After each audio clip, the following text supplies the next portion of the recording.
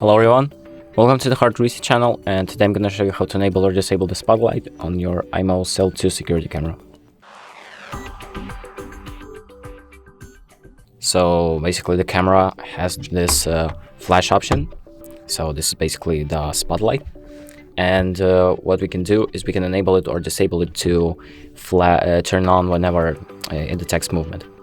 So to do that, we're going to open up our IMOU Live app, and then we're going to find our camera that we have connected to the app. So it should look like this. And we're going to click on the two dots to open up the settings and click on device details. And now scroll down to the spotlight option. So it should look like this, and click to enter it. And here we have the activate spotlight on detection option. So once you enable it, it should start enabling the spotlight when it detects any sort of motion or anything other things that you have set to detect.